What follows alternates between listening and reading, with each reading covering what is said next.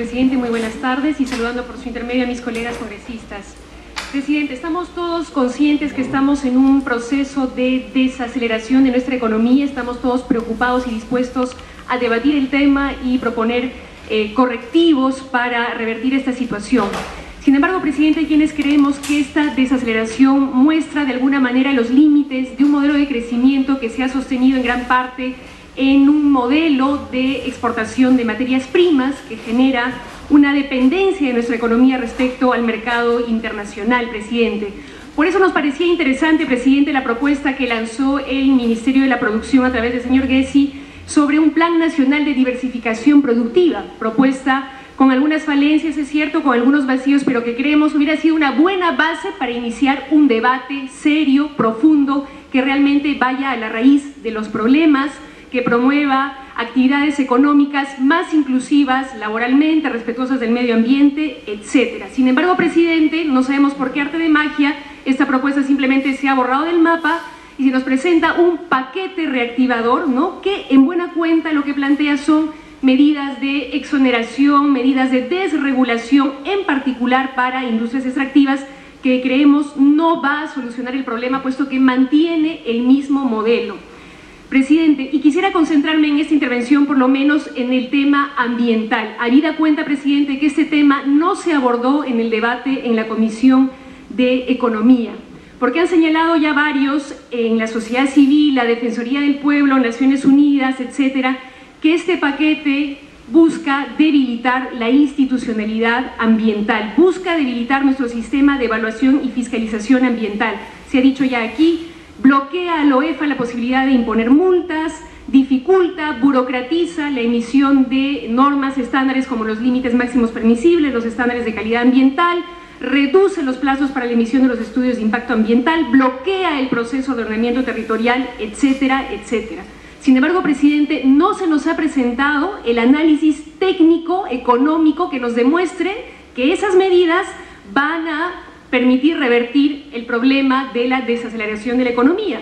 No hay nada que sustente la relación entre ambas cosas, Presidente. Y nosotros creemos que más bien lo único que vamos a lograr con este paquete de debilitamiento de la institucionalidad ambiental es mayor permisividad en la contaminación, con lo cual nos exponemos a los ciudadanos peruanos a mayores riesgos de afectación al medio ambiente y por lo tanto a la salud. Y por lo tanto esto significa mayores costos para el Estado y para los ciudadanos para la atención de esos problemas, y eso significa también mayor conflictividad social, Presidente, que es una de las cosas que ahuyenta las inversiones, que lo que quieren es un clima de estabilidad social, un clima de gobernabilidad. Gracias, Presidente.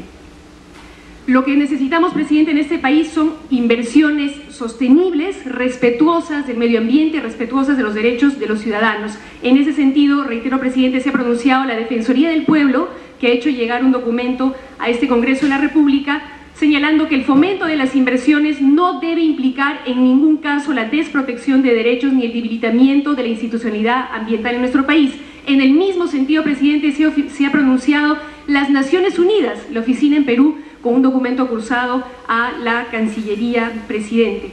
Por otro lado, Presidente, el mensaje que estaríamos dando de aprobar esta normativa es el de incoherencia total de parte del Congreso, porque ha sido este mismo Congreso el que hace algunos meses atrás nada más aprobó una serie de reformas más bien para fortalecer la institucionalidad ambiental, medidas que hoy estamos desandando. Por ejemplo, Presidente, este Congreso aprobó la constitución del Servicio Nacional de Certificación Ambiental, donde justamente una de las medidas que se planteaba para facilitar las inversiones era la creación de una ventanilla única, ¿no? Y se afirmaba la rectoría del Ministerio del Ambiente en esta materia. Sobre eso, nada, Presidente. Ha sido este Congreso, Presidente, el que aprobó normas para fortalecer al organismo de evaluación y fiscalización ambiental. Ha sido este Congreso, Presidente, y seguramente muchos de nosotros aquí presentes, los que aprobamos el incremento de multas, Presidente, en los temas de contaminación. ¿Para qué, Presidente? Como medida disuasiva para que las empresas se cuiden de no contaminar el ambiente. Y también, Presidente, hemos sido nosotros mismos los que aprobamos el mecanismo de contracautela. ¿Por qué, Presidente? Porque el 75% de las multas de la OEFA no se podían cobrar, porque las empresas recurrían a judicializarlas. Finalmente, presidente, para dar cuenta del contexto en el que estamos dando este debate, adicional, no hay que olvidar, presidente, que a fines de este año el Perú acoge la conferencia de las partes en materia de cambio climático y sería realmente una vergüenza internacional que recibamos a todos los países del mundo con miras a firmar un acuerdo global de reducción de emisiones con un Ministerio del Ambiente totalmente debilitado, presidente. En segundo lugar, presidente, quiero ir concretamente a los artículos que plantean la problemática que he introducido de manera general para que los colegas lo puedan considerar. En el artículo 19, presidente, se plantea el debilitamiento del OEFA, señalando que durante un plazo de 3 años el OEFA deberá privilegiar acciones orientadas a la prevención y a la corrección y no a la sanción. Es decir, por un lado, presidente, como ya se ha señalado acá, se está planteando una medida temporal. Se dice que esto se va a dar por 3 años y esto, presidente, de ninguna manera contribuye a la seguridad jurídica que tanto requieren las empresas para poder invertir. Pero también, presidente, se está diciendo que en el caso de que se impongan multas, se va a rebajar, presidente, al 35%, a la tercera parte, excepto se dice en caso de infracciones muy graves. Pero no se considera dentro de estas infracciones muy graves el hecho de que se contaminen, por ejemplo, bienes comunes y colectivos. Y me refiero a una laguna, a un río, cuando muy bien sabemos que cuando se contaminan cuerpos de agua como estos, son poblaciones enteras las que se ven afectadas en su salud. Pero también se dice, presidente, que si en un periodo de 6 meses se reincide, sí se aplica la multa. Pero si se reincide a los 7 meses, no se aplica la multa. O sea, realmente no hay ninguna coherencia, presidente. Y como se dijo aquí, estas medidas no incentivan ni premian las buenas prácticas. Y el mensaje que estamos dando al país y a los inversionistas es, ¿sabes qué? Contamina nomás, porque si contaminas no te voy a sancionar. Te voy a pedir que te corrijas.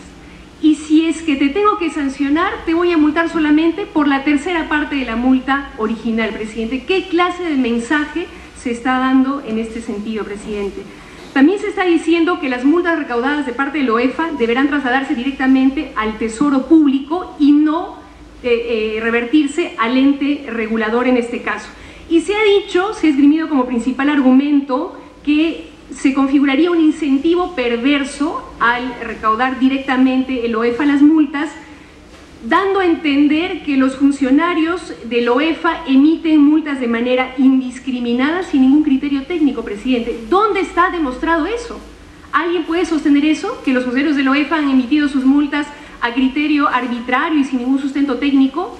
Yo, que he seguido casos concretos, presidente, puedo dar fe de lo contrario. Más bien el OEFA ha venido actuando con absoluto criterio técnico y creo que eso todos lo han reconocido. Adicional. Presidente, también es usual, es natural que los reguladores, los organismos reguladores se financien con las multas que emiten. ¿Por qué, presidente? Justamente para mantener un criterio de independencia, presidente.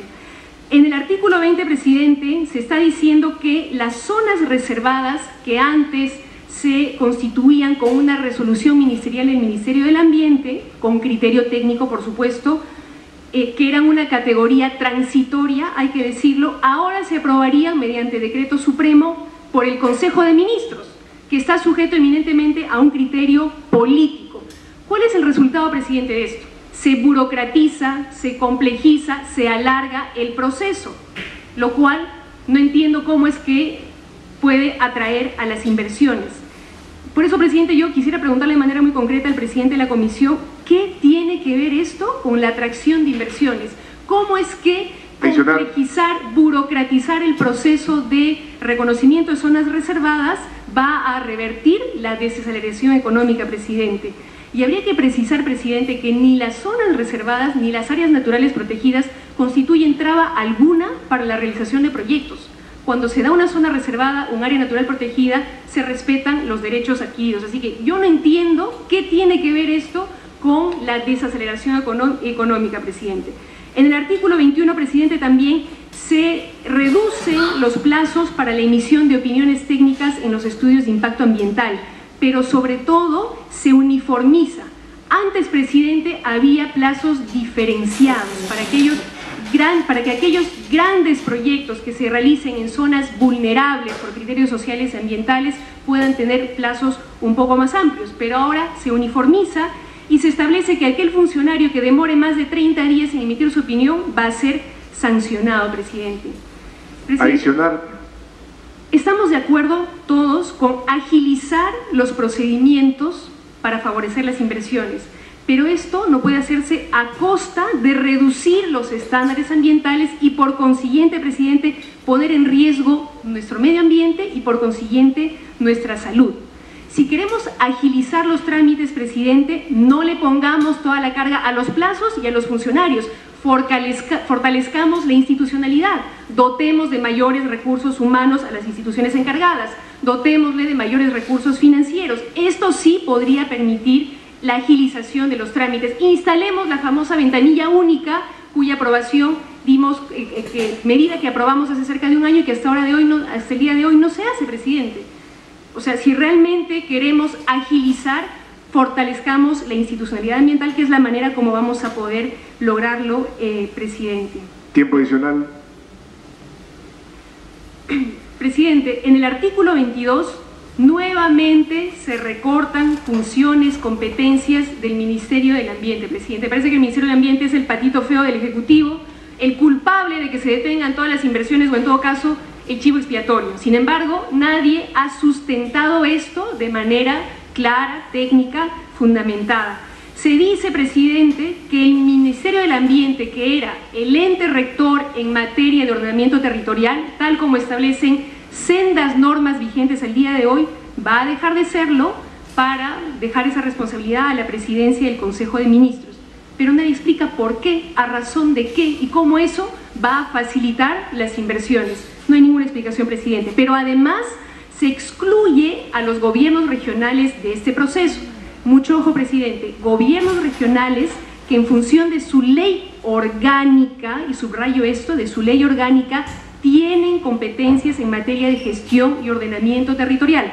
Por lo tanto, si quisiéramos aprobar alguna modificación en este sentido, tengamos en cuenta que se trataría de modificar una ley orgánica que requiere una votación particular, presidente. Pero además, presidente, con ese artículo 22 se pretende desnaturalizar el proceso de ordenamiento territorial, diciendo que este proceso no asigna ni define usos del territorio, solamente constituye una referencia, un marco referencial. Y esto, presidente, ¿en qué deviene finalmente? En mantener el desorden, el caos, la confusión, que es justamente lo que ahuyenta las inversiones. Y el ejemplo más claro de eso, presidente, es el flagelo que vivimos el día de hoy con la minería ilegal. Puesto que una de las causas de la minería ilegal, presidente, es el desorden en la asignación de usos del territorio, presidente, porque se dieron una serie de concesiones mineras de manera arbitraria, superpuestas a áreas naturales protegidas, a zonas urbanas, a parques arqueológicos, y hoy no sabemos cómo revertir esa situación. Por eso requerimos un proceso de ordenamiento territorial, que muy bien estaban empezando a promover los gobiernos regionales con la asesoría técnica del Ministerio del Ambiente. Sin embargo, hoy se pretende detener ese proceso, presidente, sin explicarnos cómo es que esto supuestamente contribuiría a atraer las inversiones. Y para ir concluyendo, presidente, en el artículo 23, por su intermedio al presidente de la Comisión de Economía, se dice también, presidente, nuevamente, que aquello que era competencia del Ministerio del Ambiente, dación de límites máximos permisibles y estándares de calidad ambiental mediante resolución ministerial, va a requerir ahora un decreto supremo refrendado por otros sectores. Nuevamente se burocratiza, se complejiza, se alargan los procesos en lugar de facilitarlos. Pero además, presidente, de manera totalmente absurda, porque ya el Ministerio del Ambiente, para la emisión de estas normas, establecía todo un proceso de consulta con los otros sectores, un proceso con sustento técnico, no con arbitrariedad, presidente. ¿Y de qué hablamos, presidente, cuando hablamos de límites máximos permisibles, estándares de calidad ambiental? Estamos hablando de definir los niveles de contaminación que vamos a permitir. Y esto, presidente, tiene directo impacto en nuestro medio ambiente y en nuestra salud, presidente, con los consiguientes costos que va a significar para el Estado y los ciudadanos y para las propias empresas, presidente. Y quiero dar un ejemplo muy concreto. La congresista Perestello y el congresista Nayab hemos sido parte de un grupo de trabajo que ha estado acompañando un proceso en Loreto, en el ámbito del lote 1AB, donde trabaja la empresa Pluspetrol, donde hubo todo un problema de contaminación, entre otras cosas porque no se tenían definidos estándares de calidad ambiental, porque estos se aprobaban a gusto del cliente y que significaron que a pesar de que se dio la remediación de la contaminación en determinado momento, como los estándares eran demasiado permisivos, no se corrigió realmente el problema y ahora nuevamente el Estado y la empresa tienen que invertir en corregir la contaminación. Continúe. Haciendo un doble gasto que se hubiera podido evitar si desde el principio hubiéramos tenido estándares de calidad ambiental adecuados y definitivos, presidente. Finalmente, presidente, en el tema del saneamiento físico legal, quisiera señalar que son necesarias salvaguardas respecto al derecho al territorio de los pueblos indígenas y las tierras de comunidades campesinas y nativas, que mucho ojo, presidente, tienen amparo constitucional, aun cuando no estén tituladas. Así que mucho cuidado con que estas normas, en los artículos 36, 37 y 38, puedan afectar estos derechos constitucionales de los pueblos indígenas, presidente. Recordemos que cuando el gobierno aprista pretendió afectar estos derechos con los decretos legislativos, supuestamente para respaldar el Tratado de Libre Comercio, tuvimos un gravísimo conflicto social y muertos que lamentar. No permitamos que se repitan esas historias, presidente. Por eso, presidente, es que creemos que por lo menos este capítulo referido al tema ambiental no puede aprobarse de ninguna manera así como está, presidente. Mínimamente debiera la Comisión de Pueblos Indígenas y Medio Ambiente debatirlo, revisarlo, corregirlo, proponer mecanismos que agilicen, clarifiquen los procedimientos para los inversionistas, pero no a costa de perjudicar nuestro medio ambiente y con ello nuestra salud, presidente. Así que, presidente, como cuestión previa, en todo caso, yo pediría que como mínimo, si es que el criterio no es como nuestra bancada ha planteado, que el proyecto en su integralidad se retorne al Ejecutivo para que se lleve a cabo un debate serio, profundo, técnico, participativo. Si es que ese no va a ser el criterio, que mínimamente todas estas normas referidas al capítulo ambiental sean dejadas de lado y que el Ejecutivo envíe un proyecto a la Comisión de Pueblos Indígenas y Medio Ambiente para que lo discutamos ampliamente y responsablemente, presidente. Muchas gracias.